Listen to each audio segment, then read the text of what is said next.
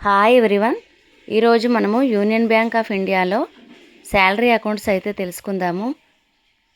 So వీటిని ఏమంటారంటే union super salary accounts అంటారనమాట.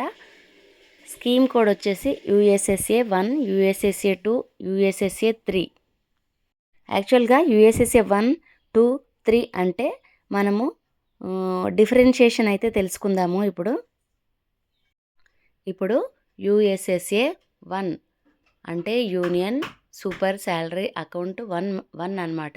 అంటే ఇందులో ఏంటంటే ఎవరైతే రెగ్యులర్గా గ్రాస్ శాలరీ అనేది లెస్ దాన్ అంటే 25,000 కన్నా తక్కువగా గ్రాస్ శాలరీ అనేది వస్తుందో వాళ్ళకి యూఎస్ఎస్ఏ 1 అకౌంట్ ఓపెన్ చేస్తారు.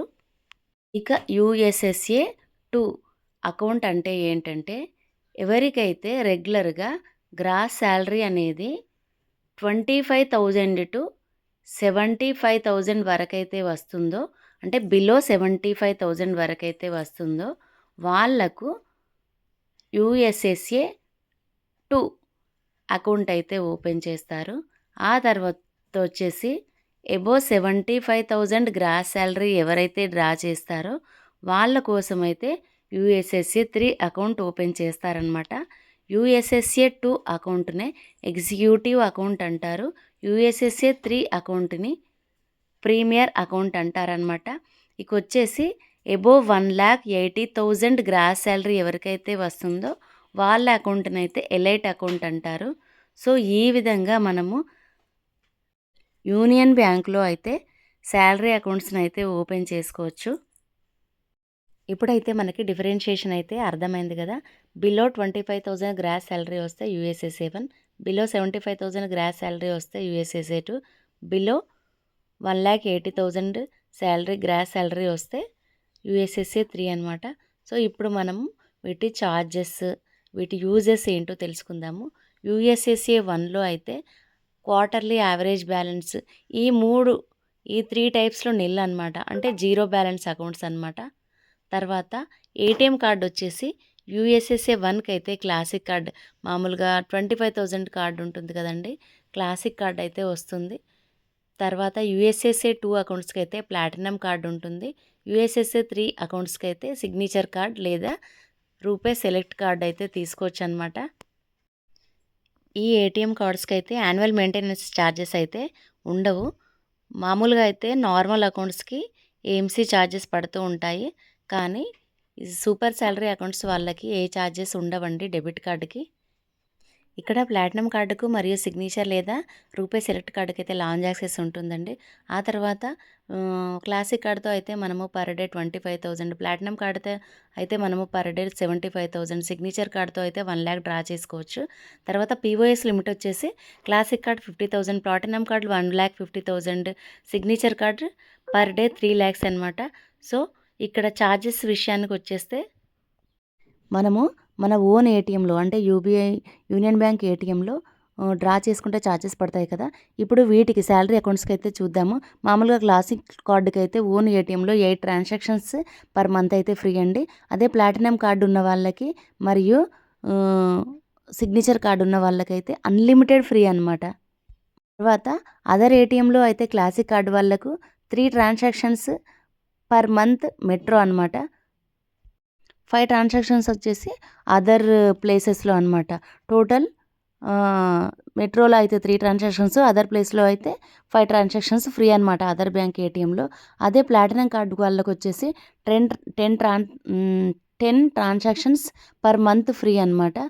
అదే మనం సిగ్నేచర్ కార్డుకి వస్తే టోటల్ ఫ్రీ. ఆ తర్వాత ఇన్సూరెన్స్ విషయానికి వస్తే పర్సనల్ యాక్సిడెంట్ ఇన్సూరెన్స్ అనమాట. అంటే యాక్సిడెంటల్కి ఇన్సూరెన్స్ అనమాట.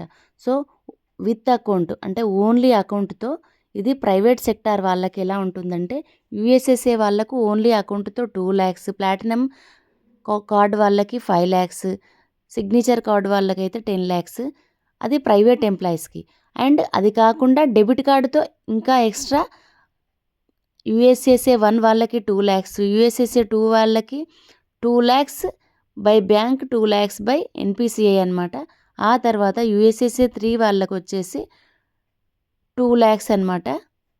ఇక్కడ చూసినట్లయితే ప్రైవేట్ ఎంప్లాయీస్‌కి టోటల్‌గా యూఎస్ఎస్ఏ 1 వాళ్ళకి 4 lakhs, యూఎస్ఎస్ఏ 2 వాళ్ళకి 9 lakhs, యూఎస్ఎస్ఏ 3 వాళ్ళకి 12 lakhs యాక్సిడెంటల్ ఇన్సూరెన్స్ అనమాట. అది ప్రైవేట్ ఎంప్లాయీస్‌కి.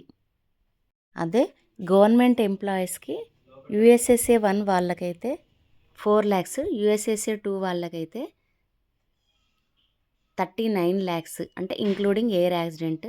అదే యూఎస్ఎస్ఏ 3 వాళ్ళకైతే 82 lakhs అనమాట. ఇది కాకుండా ఎక్స్ట్రా మీరు టర్మ్ ఇన్సూరెన్స్ 10 lakhs పెట్టుకోవచ్చు.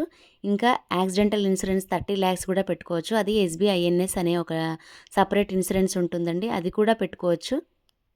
చెక్ బుక్ విషయానికి వస్తే యూఎస్ఎస్ఏ 1 వాళ్ళకి 40 లీవ్స్, యూఎస్ఎస్ఏ 2 వాళ్ళకి 60 లీవ్స్, యూఎస్ఎస్ఏ 3 వాళ్ళకి 100 లీవ్స్ పర్ ఇయర్ ఫ్రీ అనమాట. ఇక over draft, temporary over draft అయితే యూఎస్ఎస్ఏ 1 వాళ్ళకైతే మ్యాక్సిమం 20,000, యూఎస్ఎస్ఏ 2 వాళ్ళకైతే మ్యాక్సిమం 50,000, యూఎస్ఎస్ఏ 3 వాళ్ళకైతే మ్యాక్సిమం 2 lakhs తీసుకోవచ్చు. ఈ టెంపరరీ ఓవర్ డ్రాఫ్ట్ అయితే 63 days వరకు అవైల్ చేసుకోవచ్చు. ఆ తర్వాత యూఎస్ఎస్ఏ 1 వాళ్ళు కానీ 2 వాళ్ళు కానీ 3 వాళ్ళు కానీ జాయింట్ అకౌంట్ విత్ స్పౌస్తో ఓపెన్ చేసుకోవచ్చు. ఎస్ఎంఏ ఛార్జెస్ యూఎస్ఎస్ఏ 2 వాళ్ళకున్న యూఎస్ఎస్ఏ 3 వాళ్ళకైతే ఫ్రీ అనమాట. ఛార్జెస్ ఉండవు అసలు. మనము రెమిటెన్స్ చేసుకుంటాం కదా, డీడీ కానీ నెఫ్ట్ కానీ, అది యూఎస్ఎస్ఏ 1 వాళ్ళకైతే 2 transactions పర్ మంత్ ఫ్రీ అనమాట. మ్యాక్సిమం వచ్చేసి అమౌంట్ వచ్చేసి 25,000. అదే యూఎస్ఎస్ఏ 2 వాళ్ళకి 5 per month ఫ్రీ, లేదా మ్యాక్సిమం 50,000 రూపీస్ వరకు అయితే ఫ్రీగా మనం ట్రాన్స్ఫర్ చేసుకోవచ్చు. యూఎస్ఎస్ఏ 3 వాళ్ళకైతే అన్లిమిటెడ్ ఫ్రీ, ఎంతైనా మనము ట్రాన్స్ఫర్ చేసుకోవచ్చు.